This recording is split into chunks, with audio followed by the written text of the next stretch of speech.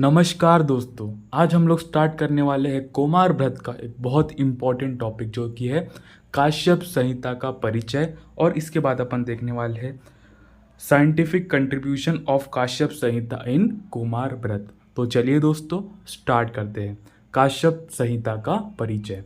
तो सबसे पहले यहाँ पर क्या बताते हैं, यहाँ पर उपदेष्टा कौन है इसके काश्यप संहिता के उपदेष्टा महर्षि काश्यप है।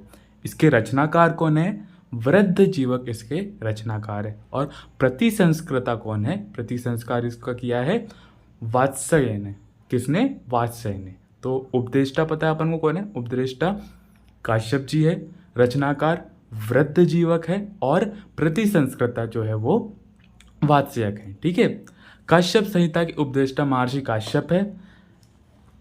ऋषि पुत्र वृद्ध जीवक ने इसके उसके उपदेशों का संकलन किया है। तो इसके जो रचनाकार है वो कौन है, वृद्ध जीवक इसके रचनाकार है। ठीक है, इन्हीं के उपदेशों को इनने इसमें लिखा है।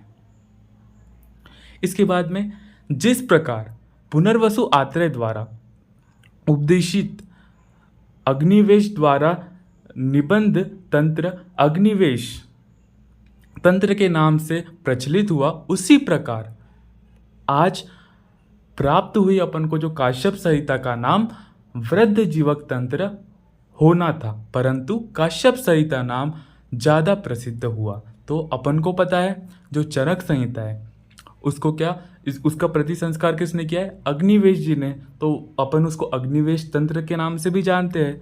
और यहाँ पर क्या बता रहे, काश्यप संहिता को किसने लिखा है, वृद्ध जीवक ने। तो इसका जो नाम है वो क्या होना चाहिए था, वृद्ध जीवक तंत्र, लेकिन अपन इसको काश्यप संहिता के नाम से ही जानते हैं। काश्यप संहिता के नाम से यहाँ पर ये प्रसिद्ध हुआ, इसलिए अपन यहाँ पर इसको काश्यप संहिता के नाम से जानते हैं। लेकिन वृद्ध जीवक तंत्र अगर पूछता है किसको बोलते हैं तो वो काश्यप संहिता ही अपन को टिक करना है। ठीक है, इसके बाद में आगे चलकर यह ग्रंथ लुप्त हो गया, क्योंकि ये जो ग्रंथ था ये क्या था, ये पूरा एक ग्रंथ था लेकिन यहाँ पर खंडित हो गया, बहुत सारी जो चीज़ें थी इसकी गायब हो गई। ठीक है, अपन को ये पता है कि वो जो तक्षशिला जहाँ पर वो जो पूरी यूनिवर्सिटी थी वहाँ पर बहुत ज़्यादा आग लगा दी थी। ठीक है, तो कितने सालों तक के तो वो आग लगी थी, तो उसमें बोल सकते हैं कि बहुत सारा जो पार्ट था इसका लुप्त हो गया है, गायब हो गया है। देखते हैं इसके आगे क्या लिखा है। पुनः वृद्ध जीवक के ही वंश से उत्पन्न वात्स्यय नामक आचार्य ने इस ग्रंथ को अनायास नाम यक्ष से प्राप्त कर इसका पुनरुद्धार एवं प्रतिसंस्कार किया। तो जो वृद्ध जीवक ने जो इसको लिखा था उन्हीं के जो वंशज थे, कौन, वत्स्य नामक जो एक आचार्य थे, उनने इसका फिर से प्रतिसंस्कार किया। इसके बाद इस ग्रंथ में कहीं भी काश्यप संहिता का नाम नहीं आता है। तो देखो काश्यप संहिता पूरी अपन इसको नाम, इसका प्रसिद्ध तो नाम काश्यप संहिता से ही है, लेकिन पूरी संहिता में कहीं पे भी काश्यप संहिता जैसा नाम नहीं आता है। ठीक है, संहिता के कल्प अध्याय में इसे तंत्र कहा गया है। तो इसको संहिता जो है, मतलब कि जो पूरी संहिता है इसका जो कल्प वाला अध्याय है, अपन पढ़ते हैं कल्प स्थान, निदान स्थान, ये सब स्थान अपन पढ़ते हैं। तो इसका जो कल्प स्थान है वहाँ पर इसका तंत्र नाम से इसका वर्णन आया है। ठीक है, चिकित्सा अध्याय में इसे वृद्ध काश्यप संहिता कहा गया है। तो चिकित्सा अध्याय में इसको क्या बोलते हैं, वृद्ध काश्यप संहिता। वृद्ध मतलब कि जो इनके रचनाकार थे उनका नाम यहाँ पर उनने लिखा है चिकित्सा के अध्याय में। इसके बाद में काल, प्राचीन काश्यप संहिता 6वीं शताब्दी ईसा पूर्व की है। ठीक है, 6वीं से 2री ईसा पूर्व की है। ठीक है, तो ये यहाँ पर ड्यूरेशन बता रहा है। अगर वो काश्यप मतलब कि काश्यप संहिता का काल पूछे तो 6 से 2री ईसा पूर्व, 6 से 2 ईसा पूर्व काल इसका है। वृद्ध जीवक का काल क्या है, 4 से 6 शताब्दी, 4 से 6 शताब्दी वृद्ध जीवक का काल है। ठीक है, तो इसी बीच में इनने लिखी होगी। वात्स्यक का काल क्या है, वात्स्यक का काल जो है वो वात्स्यक का काल 7वीं शताब्दी है। इनने इसका फिर से प्रतिसंस्कार किया वात्स्यय ने, तो इनका इनका काल बाद में आ रहा है, 7वीं शताब्दी इनका काल बता रहे हैं। इसके बाद में जो है वर्तमान उपलब्ध काश्यप संहिता चौखंबा वाराणसी द्वारा प्रकाशित है। तो जो वर्तमान में जो अपन काश्यप संहिता बोलते हैं उसको किसने प्रति संस्कार मतलब कि उसको किसने लिखा है, वो जो है चौखंबा जो है चौखंबा वाराणसी द्वारा इसको प्रति संस्कारित किया गया है, प्रकाशित किया गया है, प्रकाशित किया है। पब्लिकेशन जो है वो चौखंबा वाराणसी से है। ठीक है, जो नेपाल में उपलब्ध पांडुलिपि के आधार पर है। तो इसमें का मतलब कि जो लैंग्वेज जो ये यूज़ की है वो पांडुलिपि यूज़ की है। ठीक है, यह पांडुलिपि ताड़पत्र पर INC आकार में है। ठीक है, बीच में बहुत से पृष्ठ विलुप्त है, खंडित है, क्योंकि वहाँ पर बहुत सारे पृष्ठ खंडित है। तो अपन ये भी देखेंगे कि कौन कौन से पृष्ठ खंडित है। देखो, सूत्र स्थान के आदि के 16 से लेके 17 अध्याय तक, अंतिम खिल स्थान के 25वें अध्याय के बाद का भाग खंडित है। तो सूत्र स्थान के जो 16 से 17 अध्याय है वो खंडित है, 16-17 अध्याय खंडित है यहाँ पर। और जो खिल स्थान के जो 25वें अध्याय के बाद का जो उसका जो कंटेंट है वो खंडित हो चुका है। तो खिल स्थान के 25 के बाद के और सूत्र स्थान के 16-17 अध्याय यहाँ पर नहीं मिलेंगे अपन, क्योंकि ये खंडित हो गया है। इसके बाद में खिल स्थान के योगदान का क्षेत्र मतलब कि खिल स्थान जो है वहाँ पर क्या है, आचार्य वात्सक ने वहाँ पर बताया है, संपूर्ण रूप से यहाँ पर श्रेष्ठता से बताया है। किसने? खिल स्थान जो है, इसमें प्रॉपर योगदान किसका है? आचार्य वात्सक का है। ठीक है, तंत्र या तंत्राकार का नाम प्रत्येक अध्याय में के अंत में न होकर स्थान समाप्ति पर दिया गया है। तो जिसमें भी ये लिखा है तंत्र या फिर तंत्राकार, उसका नाम अध्याय के लास्ट में नहीं है, किसके? स्थान के बाद में है। ठीक है, तो पर्टिकुलर अध्याय के बाद में सबका नाम नहीं लिखा है, इनने स्थान के बाद में, मतलब कि एक स्थान कंप्लीट हो गया उसके बाद में पूरा उनका नाम लिख दिया है, तंत्र और तंत्राकार का नाम। इसके बाद में यहाँ पर अपन देखने वाले हैं कि सूत्र स्थान, निदान स्थान, विमान स्थान, इसमें कितने कितने चैप्टर अध्याय है यहाँ पर। तो काश्यप संहिता में जो है सूत्र स्थान में 30 अध्याय है, निदान स्थान में 8 है, विमान में 8 है, शारीर में 8 है, इंद्रिय में 8 है, चिकित्सा में 30 है, सिद्धि में 12, कल्प में 12, खिल स्थान में 80। तो देखो खिल स्थान बहुत इंपॉर्टेंट है, खिल स्थान में 80 और कुल कितने हैं? कुल अध्याय है 200। स्थान की संख्या भी पूछ सकता है, स्थान की संख्या है 9। ठीक है, कल्प स्थान के अंतिम अध्याय में इस संहिता में प्रस्तुत स्थान एवं अध्याय का उल्लेख है। ठीक है, अब जो सबसे इंपॉर्टेंट आ जाता है that is scientific contribution of Kashyap Samhita in कोमार व्रत। तो काश्यप संहिता का कोमार व्रत के क्षेत्र में वैज्ञानिक योगदान एवं विशिष्ट। तो देखते हैं अपन इसमें क्या क्या पढ़ने वाले हैं। इसके बाद काश्यप संहिता का मुख्य प्रतिपादित विषय जो है वो है कोमार व्रत। मतलब कि अपन इसमें मेनली जो कोमार है, जो बच्चे हैं, अपन इसके बारे में पढ़ते हैं। मतलब जो पीडियाट्रिक स्टडी जो अपन करते हैं वो मेनली जो ग्रंथों से रिलेट करके अपन काश्यप संहिता में देखेंगे। ठीक है, काश्यप संहिता का एकमात्र ग्रंथ है जिसमें कोमार व्रत के विषय का विस्तृत वर्णन मिलता है। तो एकमात्र मतलब कि ग्रंथ है, पूरे ग्रंथों में एकमात्र ग्रंथ यही है काश्यप संहिता, जिसमें कोमारों का विस्तृत वर्णन अपन को देखने को मिलता है। अष्टांग आयुर्वेद में कोमार व्रत का प्रथम स्थान है। तो अष्टांग आयुर्वेद ने कोमार व्रत को प्रथम स्थान दिया है, अष्टांगम। ठीक है, कोमार व्रत, फिर काय चिकित्सा, फिर शल्य, ये सब ऐसे सीक्वेंस में बताते हैं। तो जो उसने श्रेष्ठ क्या माना है, अष्टांग आयुर्वेद ने श्रेष्ठ कोमार व्रत को माना है, क्योंकि उसने पहला स्थान इसको कोमार व्रत को दिया है। देखो, काश्यपयोक्त अष्टांग आयुर्वेद ने वाजीकरण का वर्णन नहीं है। तो वाजीकरण का वर्णन नहीं बताते। ठीक है, काश्यप जी वाजीकरण का वर्णन नहीं बताते, परंतु विष तंत्र एवं अगध तंत्र का वर्णन अलग अलग बताते हैं। ठीक है, तो काश्यप संहिता में बाजीकरण का वर्णन नहीं है।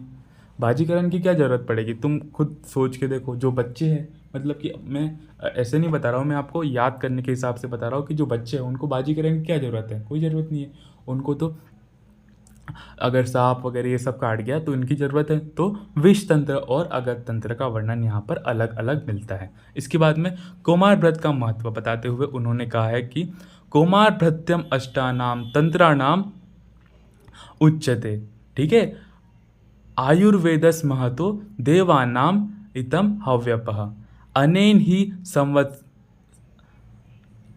ही संवर्धनम इति चिकित्स्यन्ति। तो इसका मतलब क्या है, कौमार भृत्यम अष्टाना, मतलब कि 8 में से एक तंत्र क्या है, कौमार भृत्य। देखते हैं यहाँ पर, जिस प्रकार देवता में हवि आहुति जिसको बोलते हैं ना अपन, आहुति जो अपन उसमें देते हैं, ठीक है, जब हवन वगैरह होता है, जिस प्रकार देवता में आहुति लेने के कारण अग्नि देव को श्रेष्ठ माना गया है। जब अपन आहुति वगैरह, जब होम हवन करते हैं, वहाँ पर अपन अग्नि देवता को श्रेष्ठ मानते हैं। ठीक है, उसी प्रकार इन द सेम वे, उसी प्रकार आयुर्वेद के 8 अंगों में कौमार व्रत को श्रेष्ठ माना है।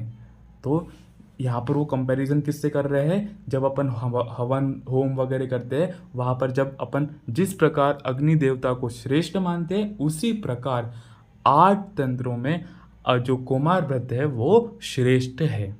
8 अंगों में कौमार व्रत श्रेष्ठ है, क्योंकि इसका रीज़न बहुत इंपॉर्टेंट है, क्योंकि इसके द्वारा वृद्धि को प्राप्त हुए बालक को ही अन्य लोग चिकित्सा कर सकते हैं। अगर जो बच्चा है, अगर वो बड़ा होगा, उसी के बाद तो वो काय चिकित्सा में या फिर ENT ये सब डिपार्टमेंट में दिखा सकता है। अगर वो बच्चा है, उसकी चिकित्सा ही नहीं हुई, तो बड़ा ही नहीं हुआ, उसकी मृत्यु हो गई, तो वो थोड़ी ना काय चिकित्सा या फिर ENT या फिर शल्य ये सब डिपार्टमेंट में चेकअप कराने जा सकता है। तो कौमार व्रत बहुत इम्पोर्टेंट है ना, ये बता रहे हैं यहाँ पर। इसके बाद में इसकी अपन संहिता में क्या क्या बताया ये देखते हैं। सूत्रस्थान के दंत जन्मी अध्याय में दंत उत्पत्ति, संख्या, भेद, सम्मत एवं बालक तथा बालिकाओं के दंतों के भेद इत्यादि तथ्य वर्णित है। तो यहाँ पर सूत्र स्थान में इनके जो दंत वाला जो अध्याय है, दंत जन्मी अध्याय, इसमें इनने सब बता दिया है। दंत की उत्पत्ति बता दी, संख्या बता दी, भेद बता दी, मतलब कि दांतों का पूरा नॉलेज इसमें दे दिया है। स्वेद अध्याय में अष्टविध स्वेद का वर्णन है। तो काश्यप जी ने कितने स्वेद माने हैं, बहुत इंपॉर्टेंट क्वेश्चन है। काश्यप जी ने 8 स्वेद माने हैं। अष्टविध स्वेद का वर्णन काश्यप जी करते हैं। कौन कौन से, हस्त स्वेद, प्रदेह, नाड़ी स्वेद, प्रस्तर स्वेद, संकर स्वेद, उपनाह, अवगाह तथा परिषेक, ये 8 स्वेद आचार्य काश्यप जी ने माने हैं। अत्यंत छोटे बालक में 6 माह तक के विशेष रूप से हस्त स्वेद का विधान बताया गया है। तो अगर वो 4 महीने तक का बालक है तो अपन उसमें हस्त स्वेद, मतलब कि हाथ को अपन थोड़ा गर्म करके सेक करके उसको स्वेदन करेंगे। तो 4 महीने तक के बालक में अपन को हस्त स्वेद करना है। इसके बाद में सूत्र स्थान के लक्षण अध्याय में सामुद्रिक लक्षणों का विशेष वर्णन किया गया है। इसका जो सूत्र स्थान है, वहाँ पर जो लक्षणा अध्याय है, वहाँ पर इनने जो डिसीज़ में जो लक्षण आते हैं, मतलब कि हर एक डिसीज़ के जितने जितने लक्षण हैं, सब कुछ यहाँ पर वर्णित है। जैसे अतिसार में क्या क्या होता है, बेवर्णता, ये सब, ज्वर आना, ज्वर के क्या क्या लक्षण है, ज्वर में क्या क्या लक्षण देखने को मिलेंगे, अतिसार में क्या देखने को मिलेगा, शोष में क्या देखने को मिलेगा, ये सारे लक्षण यहाँ पर वर्णित है। रोगों एवं उपद्रव की पृथक पृथक चिकित्सा के सिद्धांत को न मानकर इन्हें एक साथ चिकित्सा करने का निर्देश दिया है। मतलब कि जो चरक जी मानते हैं कि जो उपद्रव आ रहे है उसका अलग से चिकित्सा करनी है, लेकिन यहाँ पर काश्यप जी क्या मानते हैं, चिकित्सा अपन को साथ साथ में ही करनी है। किसकी, रोगों की और उपद्रव की। यहाँ पर वो डिफ्रेंसिएशन नहीं कर रहे हैं, वो उपद्रव को भी साथ साथ में चला रहे हैं। ठीक है, विलंबित प्रसव में व्यायाम तथा मूसली दारुण कर्म करने के पश्चात का पक्ष का युक्तिपूर्वक खंडन किया है। तो काश्यप जी बिल्कुल नहीं बोलते हैं कि अगर प्रसव विलंब से हो रहा है कि तो व्यायाम करो या फिर मूसली चलाओ, इसका ये खंडन कर रहे हैं। ठीक है, तो व्यायाम नहीं करना है ना मूसली चलाना है। कुछ आचार्य बोलते हैं कि अगर प्रसव देरी से हो रहा है तो व्यायाम करो या फिर मूसली चलाओ, ये सब कुछ आचार्य बोलते हैं, लेकिन काश्यप जी उनका बिल्कुल खंडन करते हैं। ये बोलते हैं कि प्रसव अगर विलंब से हो रहा है तो व्यायाम नहीं करना है, मूसली का चलाना नहीं है, मूसली कर्म नहीं करना है। उसके बाद में अत्यंत छोटे बालक में अश्मरी, उद्दंडन एवं तीक्ष्ण औषधि प्रयोग निषिद्ध है। तो अगर छोटा बालक है उसमें अश्मरी है तो ऐसा बिल्कुल नहीं सोचना है कि अपन इसमें तीक्ष्ण औषधि देंगे, उष्ण औषधि देंगे तो ये जो अश्मरी है वो निकल के यूरिनरी ट्रैक से बाहर आ जाएगी। तो ऐसा बिल्कुल नहीं सोचना है। जो बालक होते हैं वो मृदु होते हैं, उसमें अपन को तीक्ष्ण औषधियों का बिल्कुल प्रयोग नहीं करना है, तीक्ष्ण उष्ण औषधियों का बिल्कुल प्रयोग नहीं करना है। उनमें मृदु मधुर ऐसी औषधियों का प्रयोग करना है। ठीक है, जो बालक चलता हो तथा अन्न खाता हो, मतलब कि उनका अन्नप्राशन संस्कार हो गया और वो चलने भी लगा है, ठीक है, अन्न खाता हो, 10 महीने से बड़ा हो, उसमें बस्ती कर्म निर्दिष्ट है, उसमें अपन बस्ती कर्म दे सकते हैं। ठीक है, तो बालक में पंचकर्म का भी यहाँ पर अपन अगला टॉपिक अपना यही है, बालक में पंचकर्म। तो यहाँ पर भी देखो क्या बता रहे हैं कि अगर वो 10 महीने से बड़ा बच्चा है तो वहाँ पर अपन क्या बस्ती कर्म अपन करा सकते हैं। वो चलने लग गया है, वो खाने पीने लग गया है, तो अपन वहाँ पर बस्ती कर्म उसको दे सकते हैं। बालक में सम्यक बस्ती कर्म लाभप्रद एवं असम्यक अनार्थिकारी होता है। तो अगर अपन ने अच्छे से उसका बस्तीकर सम्यक रूप से कर दिया तो वो बिल्कुल लाभ तो देगा ही, ठीक है, और अगर असम्यक हो गया तो वो उसमें अनर्थ कर देगा, ठीक है, अनार्थकारी हो जाएगा। इसके बाद में फक्क रोग, देखो ये बहुत इंपॉर्टेंट है। फक्क रोग का वर्णन जो है वो काश्यप जी ने किया है और बहुत अच्छे से किया है। फक्क रोग का वर्णन केवल काश्यप संहिता में ही किया है और कोई संहिता में फक्क रोग का वर्णन नहीं है। ठीक है, अर्थात जो बालक 1 वर्ष का होने पर भी अपने पैरों पर नहीं चल पाता हो उसे फक्क रोग के आक्रांत समझना चाहिए। बालम संवत्सर पादाभ्याम यो न गच्छति, ऐसा करके इसमें श्लोक आता है। तो 1 साल का होने पर भी वो अगर अपने पैरों पर चल नहीं पाता है तो उसको फक्क रोग से ग्रसित मानना चाहिए। फक्क रोग की चिकित्सा में त्रिचक्रक, जो अपन ट्राईसाइकिल जिसको बोलते हैं, त्रिचक्रक फक्क रथ निर्दिष्ट है। तो उसमें से 3 जो मैंने फोटो भी लगा के रखी, 3 उसमें से चक्के होते हैं, उसमें अपन को बच्चे को वो करानी चाहिए, राइड देनी चाहिए। इसके बाद में फल प्राशन 6ठे मास तथा अन्न प्राशन 10वें मास में। तो फल प्राशन मतलब अपन उसको फल वगैरह कब खिलाएंगे। फल भी अपन को जैसे कि जो मृदु वाले फल होते हैं जैसे कि केला हो गया, उसको अपने हाथ से थोड़ा दबाकर वैसे अपन को फल उसको खिलाना है। और वो कौन से महीने में खिलाना है, वो 6ठे मास में अपन को खिलाना है। तथा अन्नप्राशन कब करना है, जो कंप्लीट डाइट जो कि अपन रोटी सब्जी ऐसी डाइट के कब देना है, अन्नप्राशन कब देना है उसको 10वें मंथ में। 6ठे मंथ में फल प्राशन और 10वें मंथ में अन्नप्राशन देना है उसको। अन्नप्राशन तो अपन दंत उत्पत्ति के बाद ही देंगे तो 10वें मास में दंत आ जाते हैं। इसके बाद में इसी प्रकार 12वें के उपरांत इच्छा अनुसार अन्न देने का निर्देश है। तो 1 साल के बाद अपन उसको इच्छा अनुसार अन्न देंगे। तो जो अपन 10वें मंथ में भी जो उसका अन्नप्राशन कर रहे हैं वहाँ पर भी अपन को जो मृदु चीज़ें हैं जैसे कि चावल हो गया, थोड़ा सा जो सॉफ्ट चीज़ें हैं वहाँ पर वो देनी है। ठीक है, क्षीण अग्निबल एवं अत्यंत छोटे बालक को मृदुपाकी फलों का रस निर्दिष्ट है। तो जिनकी अग्नि बहुत कम है, बहुत मृदु है, जो बच्चे होते हैं वो वैसे ही बहुत कोमल होते हैं, बहुत मृदु होते हैं, तो उनको मृदुपाकी फलों का अपन को रस देना है। इसके बाद में वेदना को प्रकट करने में असमर्थ बालक की विभिन्न चेष्टाओं द्वारा रोग एवं अंगों के वेदनाओं के अनुसार ज्ञान का वर्णन है। तो जो बच्चे होते हैं वो बोल तो पाते नहीं हैं, तो अपन वो जो क्रियाएं कर रहे हैं, वो जो चेष्टाएं कर रहे हैं, जैसे कि हाथ मारना, पैर मारना, रोना, चिल्लाना, तो अपन को उनकी चेष्टाओं से समझना है कि उसको क्या तकलीफ हो सकती है। वो उसमें इट में भी पॉसिबल कुछ बाहर से अपन को लक्षण देखने को मिल रहे हैं, त्वचा में विवर्णता हो रही है, सर्दी हो रही है, खांसी हो रही है, तो अपन को ये लक्षण भी देखना है, साथ साथ में वो जो चेष्टाएं कर रहा है उसको भी ध्यान में रखते हुए अपन को उसकी डिसीज़ का अनुमान लगाना है। ठीक है, ये अनुमान पे अपन को चिकित्सा करनी है। ये वेदना अध्याय में ऐसा बताते हैं, काश्यप के सूत्र स्थान में लिखा है। इसके बाद में बालक के खिलौने, बालक के खिलौने भी बहुत इंपॉर्टेंट है। तो बालक के खिलौने कैसे होना चाहिए, उनके मन को आकर्षित करना चाहिए, और इन चीज़ों का भी ध्यान रखना है इसमें कि वो अगर खाए, मतलब कि वो इतना बड़ा आकार तो होना चाहिए कि अगर वो खा रहे हैं तो वो उनके पेट में ना जाए, नाक में ना जाए। ठीक है, इन सब चीज़ों का भी ध्यान रखना है। लेकिन यहाँ पर जो बालक के खिलौने के बारे में ये क्या बता रहे, अनेक पशु पक्षी की आकार के खिलौने, मतलब कि जो रियल जो एनिमल्स होते हैं वैसे टाइप के, उनको बहुत आकर्षित करते हैं। मैंने फ़ोटो भी लगा के रखी है, जैसे कि डॉग हो गया, रैबिट हो गए, ऐसे टाइप के जो शेप्स होते हैं उनको बहुत आकर्षित, डक हो गए। ठीक है, इसके बाद में अपन आगे चलते हैं।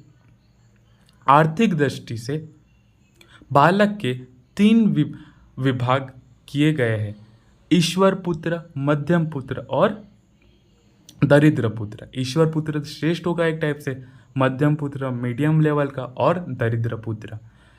यह भी वर्णित है कि रोग तो सभी को समान होता है,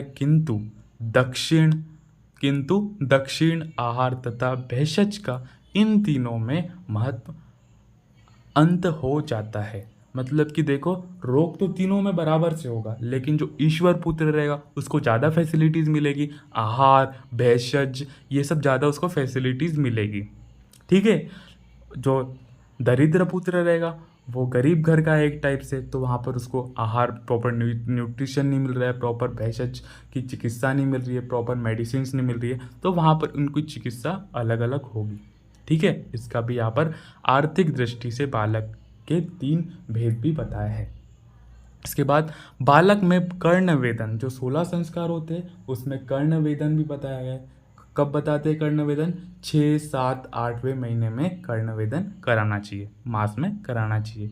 और सुश्रुत जी कब बताते हैं, सुश्रुत जी 6 और 7वें महीने, 6वें या फिर 7वें महीने में बताते हैं। आचार्य काश्यप आयुर्वेद को पंचम वेद मानते हैं, तो आचार्य काश्यप आयुर्वेद को क्या 5वां वेद मानते हैं। ठीक है, तो ये भी क्वेश्चन बहुत इंपॉर्टेंट है, 5वां वेद आयुर्वेद को किसने माना है, तो 5वां वेद काश्यप जी ने माना है। कल्प स्थान में विभिन्न औषधियों के कल्प है। हाँ, तो कल्प स्थान में तो ठीक है, अपन जानते हैं, जबकि चरक संहिता में इसमें केवल संशोधन कल्पों का ही विस्तृत वर्णन है। तो यहाँ पर जो इनका जो कल्प स्थान है, यहाँ पर सारे जो औषधियाँ है उनका विस्तृत वर्णन बताया है, सारे कल्पों का विस्तृत वर्णन बताया है। हालांकि जो चरक जी है उनने जो शोधन वाले जो कल्प है उन्हीं का विस्तृत वर्णन बताया है। इसके बाद में कल्प अध्याय, कल्प स्थान में एकल द्रव्य यथा लहसुन, कटु तेल, शतपुष्पा, शतावरी, रसांजन तथा कतल के कल्प का वर्णन। तो यहाँ पर कल्प स्थान में वो लहसुन, कटु तेल, शतपुष्पा, शतावरी, ये ऐसे कुछ बहुत इंपॉर्टेंट है, क्योंकि ये यही बता रहे हैं, मतलब कि काश्यप जी यहाँ पर ये जो यूनिक चीज़ बता रहे हैं ना वही लिखी है। बाकी आचार्यों ने इन सब कल्प स्थान में तो इसका वर्णन नहीं किया है, लहसुन, कटु तेल, शतपुष्पा, इन सब का नहीं किया है।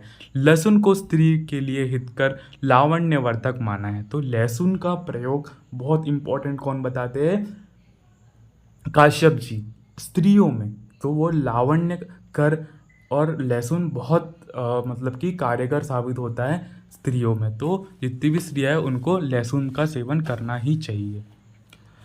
नेत्र रोग में उपयोगी छह द्रव्य दैट इज चक्षुष्य, पुष्य, हरितिकी, रोचना, रसांजन तथा कतक के कल्पों का षट कल्प अध्याय में वर्णन है। तो नेत्र के लिए हितकर कौन कौन सी चीजें बताई है इनने? जो चक्षुष्य हो, पुष्यक हो, हरितिकी, रेचना, रसांजन और कतक के कल्पों का इनने वर्णन किया है। सप्तविध कषाय कल्पना, तो इनने पंचविध नहीं मानी है, इनने सप्तविध कषाय कल्पना मानी है। तो ये भी बहुत इंपॉर्टेंट है, ये इनने डिफरेंट चीज मानी है। क्या मानी है? सप्तविध कषाय कल्पना।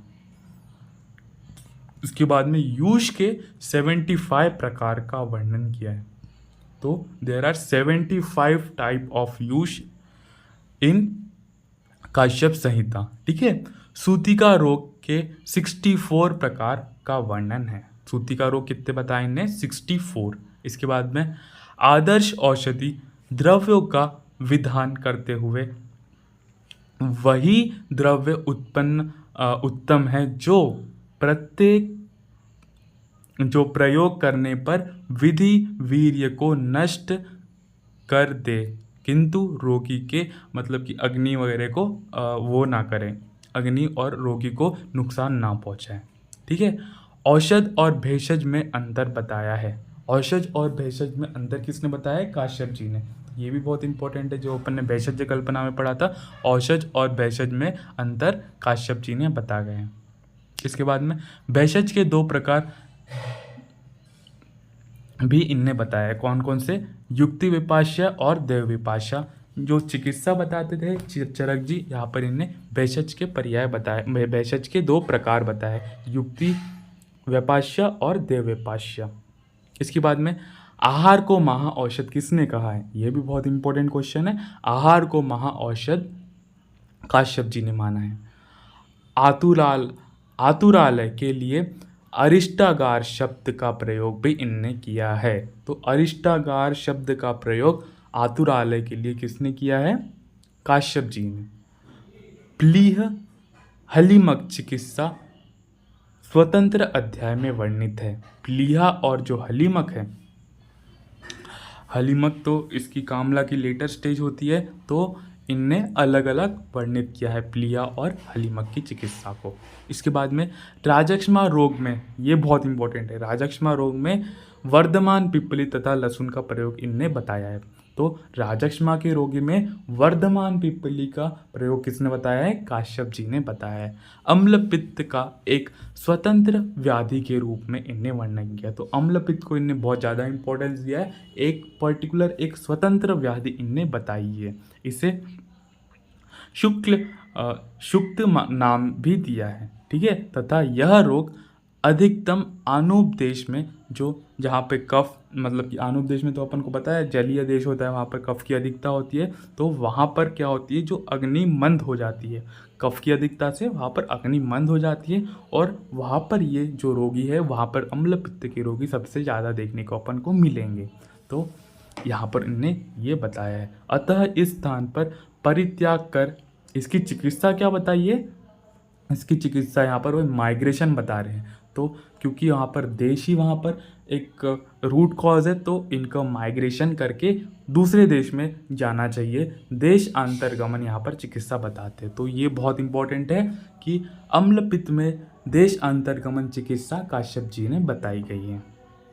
इसके बाद में मान के संबंध में तुला मान को स्वीकृत किया गया है। तो मान के संबंध में क्या बताते हैं? ये तुला मान को बताते हैं। इसके बाद में खिल स्थान में रस दोष प्रविभाग, रस और दोषों के अनेक आवंतक भेद कर इसकी संख्या हजारों में बताई है। तो यहाँ पर ये रस कितने मानते हैं? हजारों बताते हैं, क्योंकि रस तो सब में अलग अलग टेस्ट मिलेगा अपन को। जितने भी फूड आइटम बना लेंगे तो ये ऐसे करके रस के बहुत सारे असंख्य भेद, एक हजारों भेद बताते हैं। इसके बाद में नवायस का शोध में प्रयोग, नवायस का शोध में प्रयोग बताते हैं। सुश्रुत जी प्रमेय पीड़िका में करते थे नवायस का प्रयोग, यहाँ पर जो है नवायस का प्रयोग ये शोध में बताते हैं। शूल रोग की चिकित्सा का प्रथम अध्याय, है। ठीक है, शूल रोग चिकित्सा जो इसका प्रथम अध्याय है। चिकित्सा स्थान का जो फर्स्ट अध्याय वो है शूल रोग चिकित्सा अध्याय। शोध में त्रिसमा गुटिका का विधान भी बताते, जिसमें हरितिकी, शुंठी और गुड़ समभाग में बताते हैं। तो त्रिसमा गुटिका में क्या क्या मिलेगा अपन को? हरितिकी, शुंठी और गुड़। इसके बाद में नीलस्पुंद, शुकनासा आदि औषधि द्रव का भी वर्णन ये करते हैं। तो ये बहुत डिफरेंट चीज़ है। नीक, शुकनादा, नासा, ये इन्हीं ने औषधि द्रव्य में इसको इंक्लूड किया गया है। ठीक है, एरंड तेल को बहुशः प्रयोग वर्णित है तथा मृदु विरेचन में यह सर्वोत्तम माना जाता है। तो एरंड तेल का इनने मृदु विरेचन में सबसे उत्तम मानते हैं, क्योंकि ये मृदु विरेचन करेगा। ठीक है, तो मृदु विरेचन ही तो बच्चों में अपन को कराना है एक टाइप से, क्योंकि बच्चे तो वैसे ही मृदु होते हैं। तो अपन ये यहाँ पर एरंड तेल को बहुत प्रेफरेंस दे रहे हैं यहाँ पर। ठीक है, संख्या 10 यथा बाल ग्रह बनाई पिता, मतलब कि यहाँ पर बाल ग्रह की संख्या ये 10 मान रहे हैं। कौन कौन से? पिता, पुंडरिक, शकुनी, रेवती, शुष्क रेवती, मुखमंडिका, पूतना, नेगमेश। ठीक है, तो इनने 10 संख्या मानी है। तो इंपॉर्टेंट क्या है? 10 बाल रोगों की संख्या किसने, बाल ग्रह की संख्या किसने मानी है? काश्यप जी ने मानी है। इसके बाद में पुंडरिक ग्रह का वर्णन केवल आचार्य काश्यप ने ही किया है। जो पुंडरिक ग्रह है, जो ग्रह जो ये है, इनने ही यहाँ पर बाल ग्रह माना है। पुंडरिक बाल ग्रह किसने माना है? आचार्य काश्यप ने केवल। ठीक है, हृदय को पंचकोश और शरीर को षट कोश का है। हृदय को क्या कहा है? पंचकोश, और शरीर को षट कोश का है। इसके बाद में स्कंद को देवताओं का राजा और अधिपति माना है। स्कंध्य एक औषधि हो सकती है, मे बी पॉसिबल, उसको देवताओं का राजा और अधिपति माना है। इसके बाद में पुंडरिक ग्रह का वर्णन केवल आचार्य काश्यप ने ही किया है। तो ये अपन पहले भी पढ़ चुके हैं। यहाँ पर देखो, पुंडरिक ग्रह का वर्णन केवल आचार्य काश्यप ने ही किया है। ठीक है, जात मात्र हेतु औषधि की मात्रा विडंग फल बराबर बताइए। तो जो न्यू बॉर्न बेबी है, जात मात्र है, उसको अपन विडंग फल मात्रा में अपन को औषधि देनी है, ऐसा काश्यप जी बताते हैं। विडंग फल मात्रा। ठीक है, जात मात्र हेतु घृत मात्रा कोल अस्थि प्रमाण। घृत की मात्रा कितनी देनी है? कोल अस्थि प्रमाण, बेर के उसके समान, गुठली के समान अपन को देनी है। बेर की गुठली के समान घृत की मात्रा, और विडंग फल जो होता है, जो विडंग का जो फल होता है, वो उसकी मात्रा, मतलब कि उसको अपन को औषधि की मात्रा देनी है। ठीक है, स्वर्ण प्राशन का भी वर्णन यहाँ पर मिलता है। ठीक है, स्वर्ण प्राशन का भी वर्णन यहाँ पर मिल रहा है। द्रव्याणाम लेहिनानाम विदिश उपदेशते विघ्रत धोते दशति प्रागमुखी लंगुना अंबुना मध्यम अंबु सर्पिष्यो लेहम कणकम शिशुकम स्वर्ण प्राशनेत हेतु मध्यम मेधा अग्नि बलार्धमम। ठीक है, तो इसमें क्या बताते हैं? जो स्वर्ण प्राशन की यहाँ पर जो विधि बताई है, पूर्व दिशा में मुख करके धोए हुए पत्थर पर, मतलब कि सबसे पहले पूर्व दिशा अपन को देखनी है, वहाँ पर पत्थर जो है वहाँ पर धोया हुआ होना चाहिए। पत्थर पर थोड़ा पानी के साथ स्वर्ण को घिस कर उसमें मधु और घृत मिलाकर छटाए। उस पर क्या करना है? अपन को थोड़ा सा पानी डालना है। ठीक है, जो पत्थर है वो साफ है, पूर्व दिशा की ओर है, वहाँ पर अपन ने थोड़ा सा पानी डाला, उस पर स्वर्ण वहाँ पर घिसा। ठीक है, तो स्वर्ण का एक टाइप से शोधन हो गया, घिस लिया अपन ने, उसमें अपन ने मधु और घृत मिलाकर अपन को बच्चे को चटाना है। यह स्वर्ण प्राशन कहलाता है, जो कि मेधा, अग्नि और बल को बढ़ाता है। मेधा, अग्नि, बल वर्धनम, ठीक है, ऐसा वर्ड यहाँ पर यूज किया है। वह आयु को देने वाला, कल्याणकार, आयु को देने वाला, आयु बढ़ाने वाला, कल्याणकारी, बच्चे के लिए कल्याणकारी होगा। पुष्य, पुण्यकारक, पुण्यकारक होगा। वृश्य, उसकी धातुओं को बढ़ाएगा, उसकी जो सीमेंट का अमाउंट है उसको भी बढ़ाएगा, ठीक है। वनर्य, उसकी आभा को बढ़ाएगा, उसका जो ग्लो है उसको बढ़ाएगा। ग्रह बाधा नाशक, जो ग्रह दोष वगैरह होते हैं उसको भी कम कर देगा, मतलब कि उसका नाश कर देगा। स्वर्ण प्राशन से बालक 1 मास के अंदर मेधा युक्त हो जाता है, मतलब अगर अपन उसको स्वर्ण प्राशन दे रहे हैं तो जो बालक है वो 1 मास के अंदर ही मेधा युक्त हो जाता है, व्याधि से आक्रांत नहीं होता, क्योंकि वहाँ पर उसकी इम्यूनिटी बढ़ गई है। इम्यूनिटी बढ़ने के कारण वहाँ पर उसको कोई भी व्याधि नहीं होगी। 6 मास में श्रुतधारी हो जाता है। 6 मास में श्रुतधारी मतलब जो उसने सुन लिया एक बार, उसको वो अपनी लाइफ टाइम तक के याद रहेगा, ठीक है। तो 6 माह तक अगर अपन ने कंटिन्यू उसका करा दिया तो वो श्रुतधारी हो जाएगा। सुनकर याद कर लेने वाला श्रुतधारी कहलाता है। इसके बाद अपन देखने वाले कुमार व्रत विशेषज्ञ का महत्व। यहाँ पर क्या बताते हैं, इस संसार में 3 व्यक्ति है जो कठिन कार्य को करते हैं। 3 लोग जो है वो बहुत कठिन कार्य करते हैं। यहाँ पर कौन कौन से है वो, भेषज, धात्री और बालक। भेषज, ये बहुत इंपॉर्टेंट क्वेश्चन है। 3 व्यक्ति जो कि मतलब कि बहुत कठिन कार्य जो करते हैं, जब वो कौन कौन से हैं, कुमार व्रत में विशेष महत्व बताते हुए यहाँ पर बताते हैं, भेषज, धात्री और बालक। ये 3 ही सुख एवं दुख का अनुभव करते हैं। शिशु के लिए वातादि दोष का ज्ञान किए बिना ही भिषक को औषधि कल्प करनी पड़ती है, ठीक है।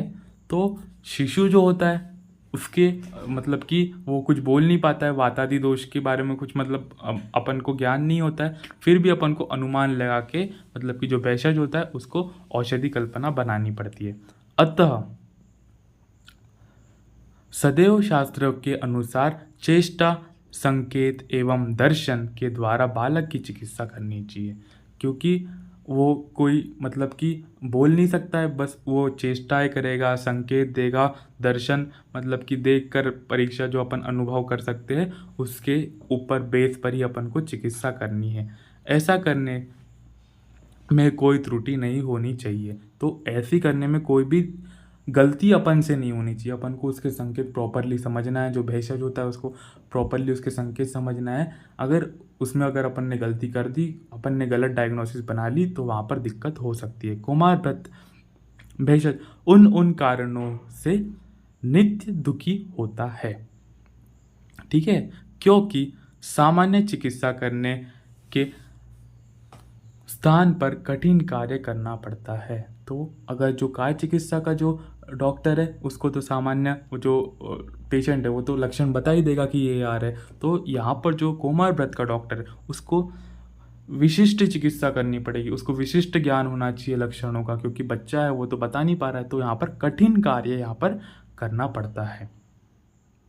गर्भ सहित गर्भिणी तथा पुत्र सहित धात्री के दुष्कर्म कार्य करने पड़ते हैं, ठीक है।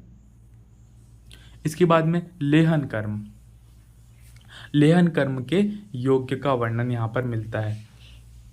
तो लेहन कर्म के योग्य कौन कौन रहेंगे, बालक में लेहन कर्म करने जिस माता को दूध न होता हो अथवा कम दूध आता हो तो उसमें अपन को लेहन कर्म कराना चाहिए, या दूषित दूध हो अथवा प्रसूत हो,